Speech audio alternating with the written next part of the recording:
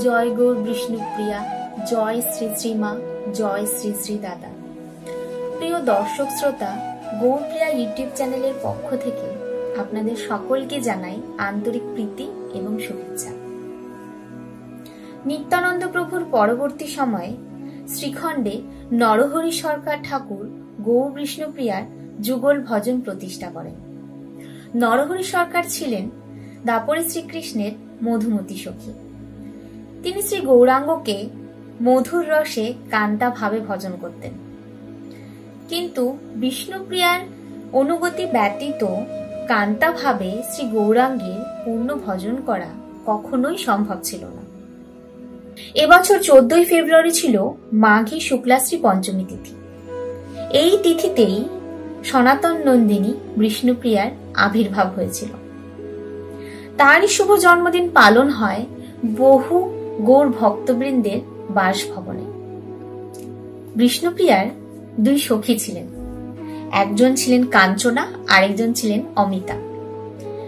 কাঞ্চনা এবং অমিতা বিষ্ণুপ্রিয়ার খুবই প্রিয় ছিলেন।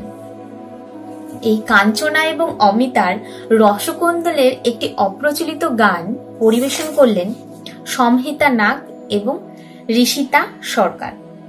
জয় জয় জয় আমাদের বিষ্ণুপ্রিয়ার জয়, জয় জয় জয় আমাদের শ্রী গৌরাঙ্গের জয়। আমাদের গৌরপ্রিয়া ইউটিউব চ্যানেলটি গৌর বিষ্ণুপ্রিয়ার অনেক অজানা তথ্য এবং অনেক অপ্রচলিত গানের মাধ্যম হয়ে উঠেছে। তাই আপনাদের সকলের কাছে অনুরোধ রইল, গৌরপ্রিয়া চ্যানেলটি সাবস্ক্রাইব এবং লাইক অবশ্যই করে দেবেন, আর কমেন্ট অবশ্যই করবেন এবং কমেন্ট করে জানাবেন গৌর বিষ্ণুপ্রিয়ার আরো অজানা কি তথ্য আপনারা জানতে চান।